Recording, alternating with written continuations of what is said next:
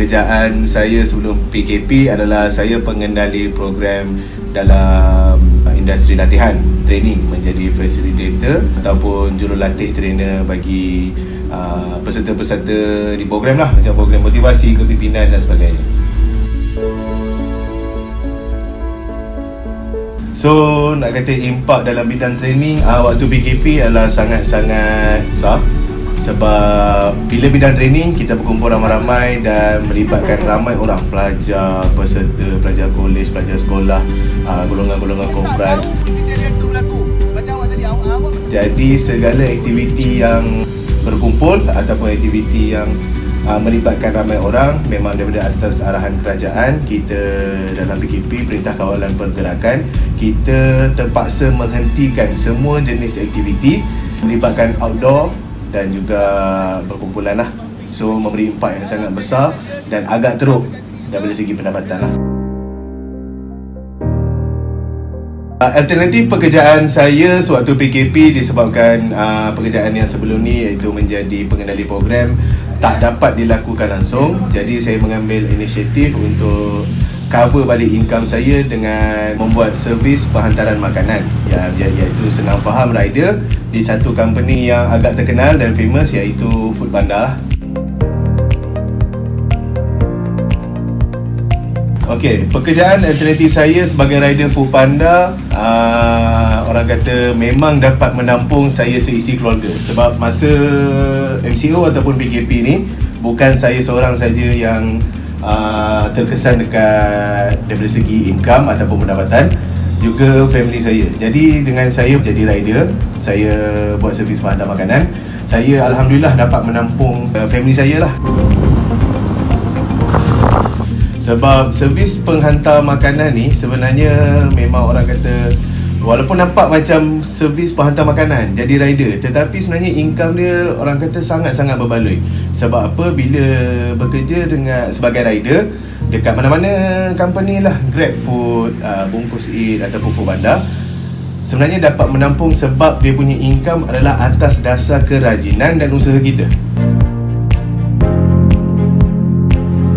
So lagi banyak kita usaha, lagi banyak kita buat kerja, sebenarnya lagi banyak income. Dan sebenarnya jadi rider ni, saya pun tak sangka income orang kata tak adalah besar sangat, tapi sebenarnya dapat menampung sepenuhnya. So kesan PKP terhadap pekerjaan saya sekarang, iaitu sebagai rider Foodpanda, adalah sangat-sangat positif. Okay, sebab sebenarnya saya dah join sebagai rider semasa saya menjadi pengendali program lagi. Sebab orang kata nak buat tambah income, orang kata side income ataupun duit tambahan lah. Tapi sepanjang PKP ni, apa yang saya perasan, sebab apa? Time PKP, orang lain semua tak boleh keluar, akan dikenakan denda dan sebagainya. Tetapi sebagai rider Foodpanda, kita sebenarnya adalah sebahagian kecil frontliner. Okay, tak adalah kita gelahkan diri kita frontliner, tapi kita adalah sebahagian kecil. Sebab kita berkhidmat untuk menjaga juga rakyat. Sebab rakyat tak boleh keluar pergi kedai makan, tak boleh makan dekat luar dan sebagainya. Jadi kami tolong hantar. Okay, kami yang menyediakan perkhidmatan hantar sampai ke rumah. So dekat sini, sebagai rider, saya sangat syukur. Sebab impak kepada PKP ni orang kata sangat-sangat positif. Sebab order makin banyak, so income tu makin lebih lah orang cakap.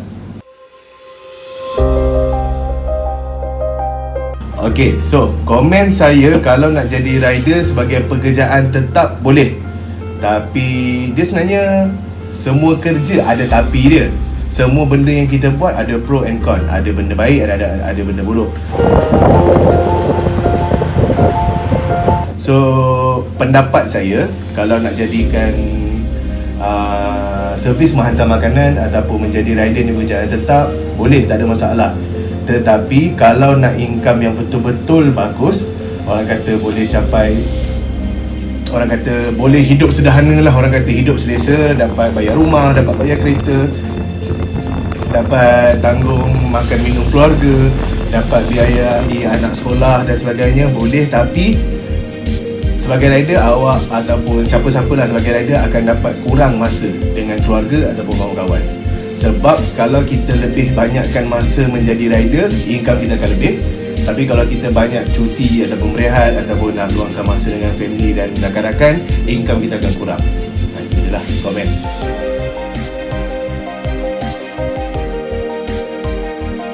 Pekerjaan saya sekarang sebagai rider ataupun penghantar makanan adalah sangat sesuai bagi saya lah. Sebab dengan pekerjaan saya sebelum ni pun saya engage dengan orang, saya berinteraksi dengan orang. Saya memang jenis yang saya kena kerja dengan orang. Saya tak boleh duduk office.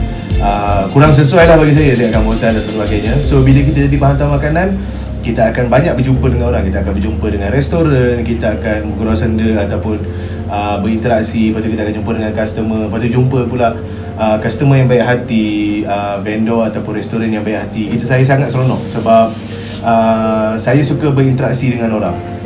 Itu saja lah. Okay, so bagi yang berminat nak jadi rider ataupun penghantar makanan, so orang kata saranan ke? Nak kata saran, bukan saranan lah pun, orang kata pesanan lah. Pesanan daripada saya, menjadi rider tak semudah yang disangka dan tak juga sesusah yang disangka. Apa yang saya belajar, siapa yang nak menceburi bidang ni, mental kena kuat. Memang daripada segi fizikal dia tak kacau sangat, tapi disebabkan mental, awak boleh jadi penat dan sebagainya. Dia sebenarnya menjadi rider ataupun servis penghantar makanan ataupun penghantar benda lain lah juga kan. Mungkin ada buat hantar benda lain, kita kena just go with the flow. Kita ikut je, kita layan je, jangan fikir sangat pukul berapa nak habis, bila nak stop apa semua bagai. Sebab orang kata Tuhan tu adil. Kadang-kadang dia bagi kita sampai tak terlayan order, sampai kita tak cukup masa, tak menang tangan. Tapi ada kadang-kadang dia akan bagi kita duduk berehat, tak ada order dan sebagainya. So mental kena kuat. And saya sarankan jangan jadi toxic.